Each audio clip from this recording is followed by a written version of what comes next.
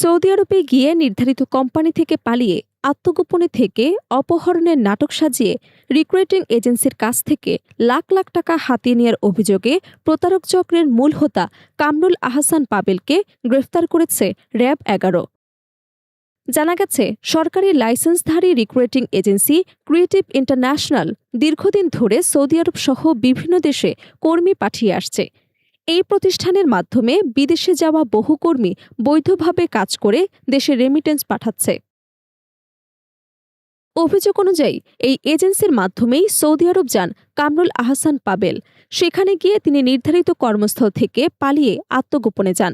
পরে ভুয়া ভিডিও ও সাজানো তথ্যের মাধ্যমে অপহরণের নাটক তৈরি করে প্রতারণার পরিকল্পনা করেন বলে দাবি করা হয়েছে। 2018 সাল থেকে সরকারি নিয়ম মেনে আমি আমার ব্যবসায়িক কার্যক্রম পরিচালনা করে আসছি। 2018 সাল থেকে 2022 সাল পর্যন্ত আমার নামে একটা জিডিও ছিল না। 2022 সালে একটি চক্র, তাদের কাজ হচ্ছে তাদের হাজবেন্ডকে বিদেশে পাঠায় রিক্রুটিং এজেন্সি থেকে। বিদেশে কর্মী যাওয়ার পরে যখন কাজে জয়েন করার পর তাকে কাজের জায়গা থেকে সরিয়ে নিয়ে অন্যত্র নিয়ে যে আমাদের কাছে আইসা বলে যে তার হাজবেন্ডকে খুঁজে পাচ্ছে না। যখন আমরা কোম্পানির সাথে কথা বলে জানাই যে হচ্ছে তার হাজবেন্ড কাজের জায়গা থেকে পালায়ে গেছে, তখন তারা একটা সিন ক্রিয়েট তৈরি করে, বলে না পালায় নাই, আমার হাজবেন্ডকে আপনারা গায়েব করে ফেলছেন, গুম করে ফেলছেন। যখন এই কথা বলে তখন আমরা বলি যে আমরা কেন গুম করতে যাব। তখন তারা এটাকে ইস্যু করে থানায় মামলা করতে যায়, বা থানায় মামলা করে, থানায় মামলা না নিলে তারা হচ্ছে কোর্টে মামলা করে আমাদেরকে হয়রানি করে। কোর্টে মামলা করে একটা মোটা অঙ্কের মুক্তিপণ দাবি করে। মামলার কপি দিয়ে বিভিন্ন নিউজ মিডিয়ায় নিউজ করে, নিউজ পোর্টাল বা নিউজ চ্যানেলে নিউজ করে।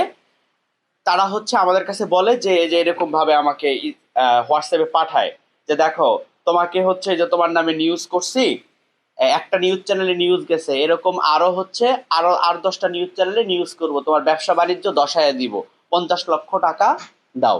মানে কোনো একটা নিউজ চ্যানেলে নিউজ করে যে তোমার ব্যবসাও থাকবে না, তোমার সব শেষ হয়ে যাবে, 50 লাখ দাও, 20 লাখ দাও।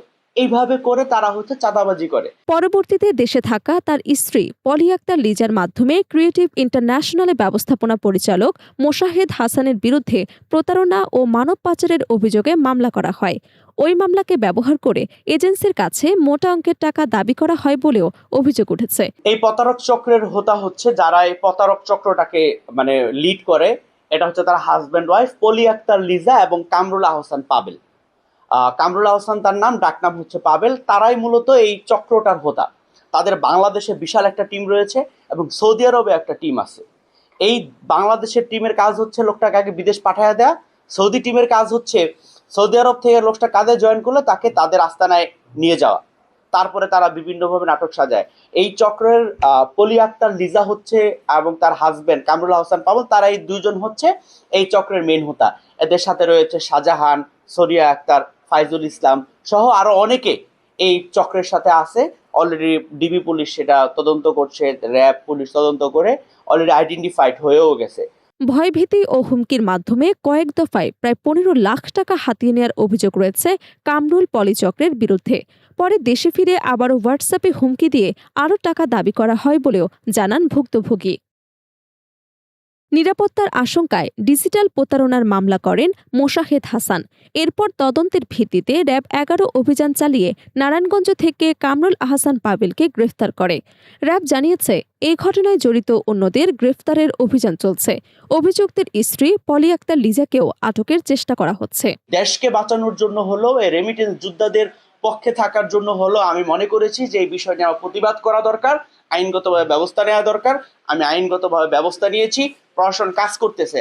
আমি আশা করব প্রশাসন তার সর্বোচ্চ শাস্তি নিশ্চিত করবে, যেই শাস্তি দেখে এই চক্র বা এর মতো অন্যান্য চক্র যেন হচ্ছে ম্যান পাওয়ার ইন্ডাস্ট্রিটাকে, এই রেমিটেন্স যোদ্ধা তৈরির কারিগরদেরকে যেন হয়রানি করতে সাহস না পায়।